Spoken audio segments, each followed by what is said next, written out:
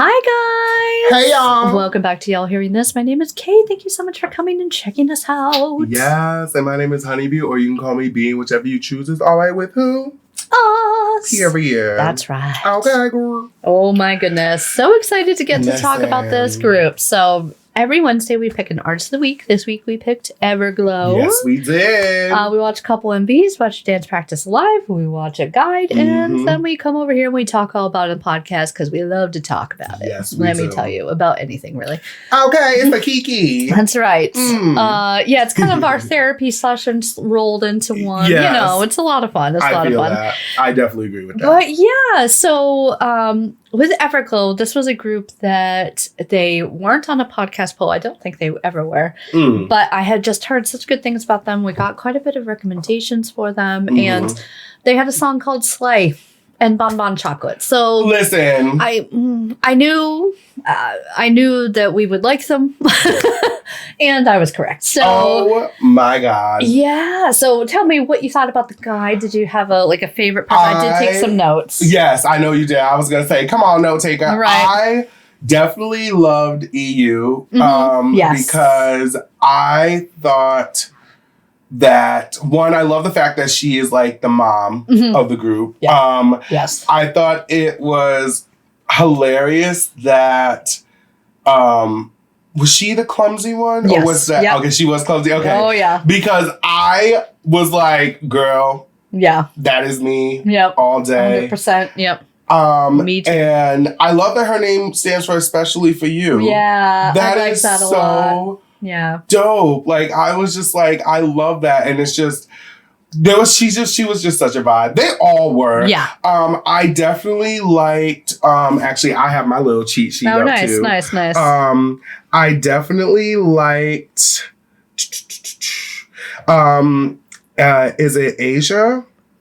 Aisha. She's the tallest one, if I'm not mistaken. Yeah. She's the tallest in K-pop, they said. Yeah, like I thought that was super dope. Yeah. Which I feel like, and I don't know because I'm not a woman, but I feel like for some reason there's always some sort of like thing against women being super tall. So I think for things like modeling, great. For things like that sort of like pictures, that sort of thing, great. But yeah, I have actually heard this a lot that like taller women have a really hard time finding like dates and stuff like that. Yeah. Because guys, you know, unless you're a super tall guy. And then I've also heard that super tall guys or girls, if you date whoever, also really like to date shorter people. Yeah. So yeah, it's so funny, like being on like the dating sites and stuff like that. Yeah. Like, not now, but you know, when I was before. It was funny that so many people were like, no short, you know, like for guys. And then for girls, they wanted like the more petite, the better, you know? So it's so silly because she's stunning. She's beautiful. And I love the fact that especially when it comes to K-pop, because I feel like K-pop is so like, you know what I mean? Like very like. I think certain groups can be, and this was where my preconception of like my preconceived notions of like girl groups came from. Yeah. Is that kind of cookie cutter, like everyone looking the same, everyone having to have that visual, everyone, you know what I mean? So I'm happy that they don't, you know, I'm happy that that's getting more varied. Yes. It's not. Yeah, groups aren't necessarily formed visually all the time. I'm sure it still happens, but you know what I mean? That's like, that was my thing was like, I really liked how she's in this group and it is so diverse. And I think that's why I like Everglow so much is because one, obviously their music and everything. Yeah. They I mean, when you hear a song called Slay, that's it. For me. Exactly. Like, I was like sold. Yeah. But I love that she's in this group because it is so diverse. They are all just different heights. They all look different. They come from different backgrounds. She was, if I'm not mistaken, trained for like 11 years. Yes. Like that's... And started at JYP. Yeah, like the dedication is just out of this world. Yeah. And I don't know. She was a whole vibe. She was a whole She's the one who broke the apples and the watermelons. Yes. I was like, listen, if I was looking for a girlfriend, she's the type I would go for. I'd be like, yes, baby. Yeah. I got this apple, hon. Can you, like, I just need, I want to like, make some pie. I just want, like, half, okay? Yes. Can you just, like, mash it into applesauce for me? Thank you. Yes, thanks, babe. I was going to make us some apple turnovers. Exactly. Yeah. But, yeah, those... they all were incredible. I also loved Mia. I love them all. Like, I just... They were all such a vibe. But what about you? Mia, for sure. I really loved her, like, the duality that she had. Yeah. She just had that badass energy that I really like. So that was really cool. But yet also was, like, super sweet otherwise, you know? Yes. Reminds me of San from ATs. I always bring it back to ATs. I'm sorry, guys. Come on, ATs. And then Anda, especially for her hair colors, all the different hair colors and stuff like that. Yeah. Anda with the hair was everything. Yeah. And Mia, the low voice, the Satori and stuff. So Satori is just like a dialect of Korean. Yeah. So it's not necessarily from one area. It's kind of like Satori kind of encompasses whatever dialect it may be. Yep. But I'm trying to think of an example for you. So they use it in the reel for ATs. Let's bring it back to ATs again. I live. So when they say, like, this is the style, they're all saying it in a different version of Satori. Yeah. And San especially has this, like, kind of voice to it that, I don't know, it's just good. Anyway, so I love Satori and I love, like, low tones. And I mean, you know. Lower tones. Yeah. Yeah, she just was really great, and I loved her dancing and stuff too. But yeah, those are mine too. I also loved... I loved in the guide where I want to say it was the Macne. Mm-hmm. Was it the Macne? Urine that was eating everybody's hair? Or was that... that was Mia. Oh, was that Mia? Yeah, Mia. Okay, so it was Mia. I was dying because that was me as a kid. Yeah. Like, Yeah, I would do it too. I would stick it in my mouth. Yep. To this day, so it's just like little weird tendencies like that. Like, me and my brothers were talking the other day, talking about how my dad brought up the story about he used to own like a Mazda, and this was like early 90s. And we used to, back in the day, I don't know, I don't think they do it anymore. Yeah. But at the time, they used to put like this style, they used to put this like foam type of stuff that made it kind of like smushy, like kind of like a cushion, like a cushion insert was lining the car. And me and my brothers used to bite it. And my dad was like, I swear you probably would have thought that all my kids were animals, because literally my dad's door was just tore up because we would just bite pieces off and like chew on them and spit them out. Like, it was those weirdest things. So I just died when she started eating a goop ever since. I was like, same girl, same. It's like when the intrusive thoughts win. Yeah. Yeah. I was watching a Key and Peele skit just last night where the guy's in an interview, and the boss gets up and is like making a speech or whatever, and he has this humongous jar of marbles on the desk, and the other one just sits there and throws so many marbles in his mouth, so many. He's like, I just wanted to know what it felt like. And then he was like popping them. Anyway, I was dying because it kept like poop, poop, poop. Poop, poop, like one at a time. Oh my god. Anyway, I'm sorry.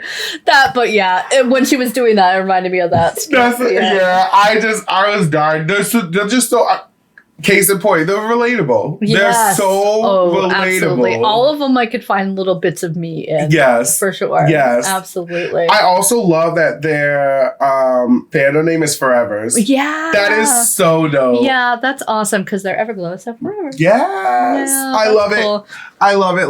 I love everything about them. Yeah. And it's interesting because you know, I had to really dig deep and think about what we were going to do for Bee's Nectar of the Week. And, okay. You know, first let's break it down. Yeah, right. What is Bee's Nectar of the Week exactly? Well, since you asked. I did ask. Oh, yeah, you did. I did ask, actually. She asked. She so asked.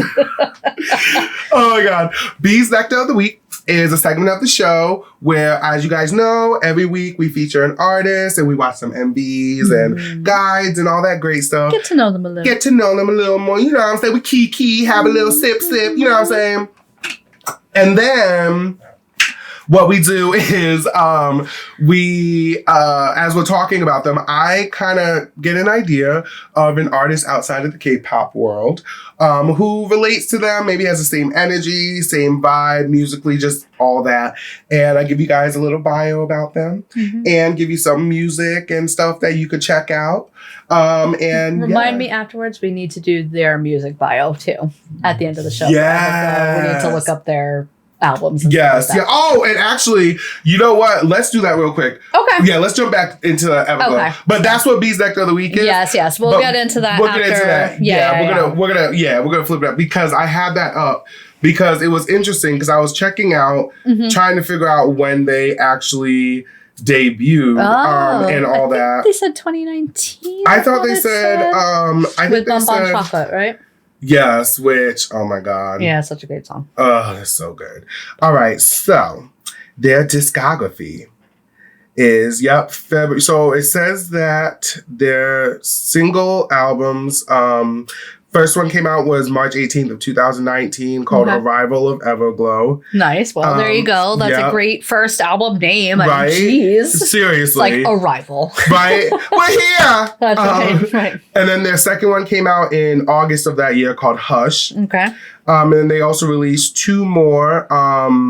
But I think following that, then they did two albums. One was called Reminiscence, which came out in 2020. And then also they had another one that is called Negative 77.82x. I think they're coordinates on the map. Oh. Latitude. Longitude. Yeah. Okay, that's because I was wondering what that meant. But yeah, I saw that in the guide on one of the songs, like it was at a music show or something. So it must be the album that came from. Yeah. Okay, and then they had so they released, that was their second album. Their third EP, and then their third EP was called Return of the Girl, which came out in 2021. Nice. And all of their EPs and all of their like single albums all debuted in the top 10. Nice.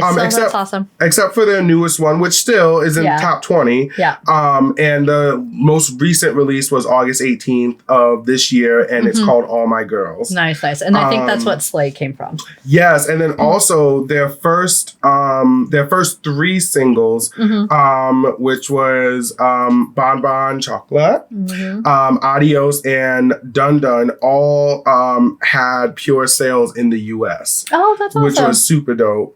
There's a US Billboard chart called US World Chart, and their first their first five singles all debuted and all rose up to the top 5. Oh, that's awesome. And yeah, so super duper dope. And then they also have other charted songs that were in the top 10 on the US charts and top 20. So they really have been just out here. And I think what's so interesting about it too is like they haven't even officially released a full debut album. Like these are all EPs. That's really common now. Yeah. That's really common. It's actually usually quite a few years before they do like a full album because the cycle is so short. Yeah. It's like 3 months. It's like, who? You know, I find, and there's so many new groups coming out and all that sort of stuff that it's tough. It's very rare for a group like Blackpink, like YG specifically, waits, you know, and has different release schedules and stuff like that. But a lot of times it's like that, where they do a ton of singles or EPs or things like that. It's so interesting. It really is interesting. But like even going through all their music and like listening to their styles really helped me pick who we're doing for Bees Nectar of the Week. I know, I'm excited. So, all right. Jumping back over to it, now that you guys know what Bees Nectar of the Week is. Yes. I usually give Kay a couple of hints to kind of give her an idea of who this artist is. Yeah, I don't know. So I switched it up because I usually will pick a group or an artist, whatever, and I picked a singular artist. Okay. Now, the hints I'm going to give you, the 3 hints you're going to get is, number 1, she's female. Okay. Number 2, she's Canadian. Okay. And number 3, she has How do I say this? Okay. Trying to think. See, I'm already coming up with a couple people that I'm not sure. Let's see, number 3 is, she literally can do it all as far as music. Like, she could do any genre, which is why I picked her. Okay. And she has done damn near every genre. Okay. Literally the first person that popped into my head was Celine Dion. But I know it wasn't. And then it was Alanis Morissette, but I don't think that's who you're talking about. But I'll give you a 4th hint. Okay. Her first album was considered to have brought like trip hop sounds to like mainstream. What's her name? I'm like a bird. What's her name? Is that who you're talking about? Yeah. Oh God, I want to say Natalie Imbruglia, but that's Torn. I love Torn. Me too. Oh my God, what is her name? I can picture. I saw her live. Oh no way! Yes. Shut your mouth. Yes, it was a. Okay, here's another hint. There's a rapper that has the same first name. Oh God. And Nelly Furtado. Yes. Yes. Yeah, she did. She came out with The Roots and did. Oh no way! What song did they do? It was the song that they did with Erykah Badu. You Got Me. Yeah.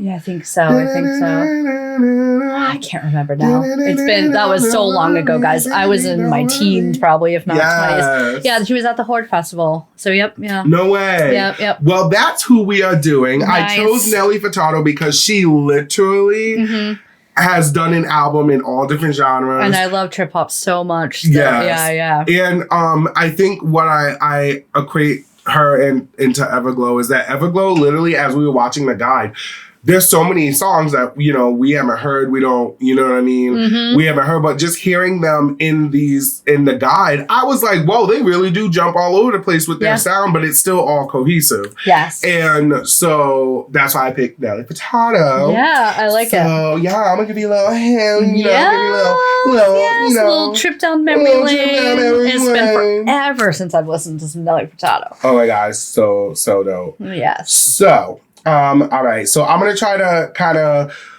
She's very, very big career. So we're gonna try to consolidate. Shorten it, yeah. Because she has sold over 45 million records. Wow. And 35 million albums worldwide, making her one of the most successful Canadian artists in history. That's awesome.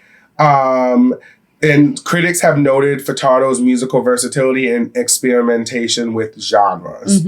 All right. So, she actually, let me go up here because this kind of makes it sound good. So Furtado first gained fame for her trip hop inspired debut album Whoa Nelly that came out in 2000, which was a critical and commercial success that spawned 2 top 10 singles on Billboard Hot 100 called I'm Like a Bird and Turn Off the Lights. Yeah. The former, Turn Off the Lights, won her a Grammy Award for Best Pop Vocal Performance. And then her second album to come out was in 2003, and it was a folk-heavy album called Folklore.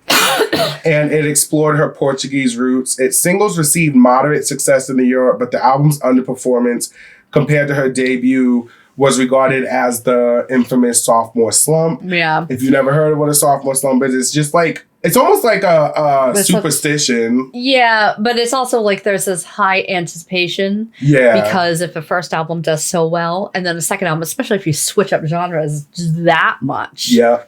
Yeah. It's tough. Because people buy it expecting a certain sound, you know? Yeah, expecting kind of like to hear the same thing, you know what I mean? Exactly. Yeah. And just getting something different. But her third album that came out in 2006 was called Loose. Yes.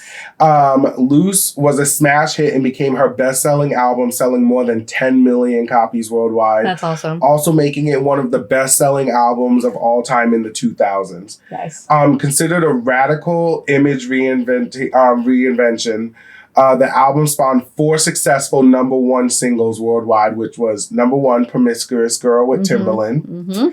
Number 2 was Man Eater. I love Man Eater. Man Eater, make it work. Say It Right. Mm-hmm. Oh yeah. So good. And then All Good Things Come to an End. Mm-hmm. And then she also was featured on Timbaland's 2007 single Give It to Me with Justin Timberlake. Oh right. Right. And then she had a critically acclaimed duet with James Morrison on a song called Broken Strings, which topped the charts in 2008. In 2009, she released her first Spanish language album, Awesome. Mi Plan, in 2009, which won her a Latin Grammy Award for Best Female Pop Vocal Album. Oh, that's awesome. And then in 2012, she released her third album, which was called Spirit Indestructible, which was mainly produced by Rodney Jerkins, who also is known as just a worldwide producer. And that had 4 singles released on it called Big Hoops, Bigger the Better, as well as the Spirit Indestructible album title track, and then Parking Lot was the last single release. And then I believe in 2000. Yeah, I think I lose her after like Promiscuous Film era. Yeah. So like the Spirit Indestructible album did not fare as well as Loose. And although it was kind of in the same vein sound wise, but it was a little more, I feel like a little more, I don't want to say R&B. It was just more like radio friendly. And I really liked it just because I really like Rodney Jerkins. Yeah, you like his but sound, but just it didn't do as well, and a lot of people didn't even know about it, which is unfortunate because it really is good. Which, side note, I feel like in this day and age, I don't know if you guys have noticed, but especially on TikTok has really brought attention back to albums that weren't necessarily hits or that a lot of people were into during that time when they first came out. So now it's like you have all these campaigns like Mariah Carey's Justice for Glitter. Next thing you know, Glitter was on the top of the iTunes charts. You know what I mean? It's like stuff like that happening. And I feel like there was a song on this album that went viral for some reason. I don't know. I'm going to look into it. But it really is a great album. So The Spirit Indestructible, you should definitely listen to. Yeah, I think I'm going to too because I really liked her earlier albums. So it was really, really good. I don't think I've checked out the folky one either. That's like a genre that is just... Yeah. It's actually, they call it like super folky, but it really does sound like... It sounds like just... another version of her first album, Whoa Nelly. Gotcha. Just like with more guitars. Gotcha. You know what I mean? Yeah, I know I'm like totally prejudging and I shouldn't. So no. But it's like when you hear folk, that's what I instantly think of, like, I don't know, banjos James Taylor, and like, you know what I'm saying? Exactly, which it's okay, but it's not like my favorite genre. Right. I wouldn't put on a record, I'll put it that way. Yes, I feel that. So then she ended up leaving her record label, and her last album to come out was a indie pop alternative album called The Ride in 2017. And that was at that point in 2017, that was the last thing anybody had heard until this year. Oh, did you put out this year? Yeah, so actually, last month, she released her... first of all, she went on Instagram Live. Yeah. And told everybody that she had a big surprise because she was working on a new album. Nice. And then she kind of moved the camera to show who she was working with, and she's back with Timbaland. Oh, nice. Awesome. Oh, cool. Yeah, so Timbaland, and on September 1st of 2023, Nelly Furtado released a new collaboration with Timbaland and Justin Timberlake called Keep Going Up, 16 years after they released their first single, Give It To Me, as a group. The song is going to be included on Timbaland's upcoming 6th studio album. Nice. And then she also was, she appeared in Kim Kardashian's shapewear brand Skims campaign alongside other celebrities as Kim Cattrall, Coco Jones. And so she also was on Instagram Live and talked about how she is going to be working with Timbaland, and they are going to basically be not recreating Loose, but like she talks about how that album was so much fun and so liberating. The creative process of it. And yeah. it was like no pressure. It was just just to create, and that's what they're doing again. Oh, that's awesome. That's really cool. Excited to see that. Yeah, definitely. So definitely check out Melly Furtado because she is everything. Yes. Yeah. Such a great artist. Well, and I do love that she has done a little of everything. Yeah. I was actually going to ask you. Yeah. As a little stay what section. Mm-hmm. This is where we like to, end our episode on like whether it's cleanser. Palate cleanser is the same thing. It could be a little different, whatever. Mm-hmm. I was going to say, is there any, because I always think about this all the time. I don't know how we should go about this. Is there any artist or maybe albums that you absolutely loved and wished would have been either a bigger or you wished like certain songs were released as singles? Like that you wish that you could have had like a visual for? I mean, it could be any, whether it's K-pop or outside of K-pop. I mean, I kind of go back to like what I was listening to as like a teenager. I like to kind of go into trip hop, like Portishead, Massive Attack, Tricky, that sort of stuff. And they did have some songs come out and did have videos and things like that. But like, maybe something like that. A little more. Like, I don't know. I guess I never really. Like, what's a song on one of those albums that you absolutely obsessed over and was like, God, I wish it was a visual? I have to look up the name of it. It's so good. Because I can tell you why you do that. Yes, Look up. Because for me, I say this all the time. I've said it.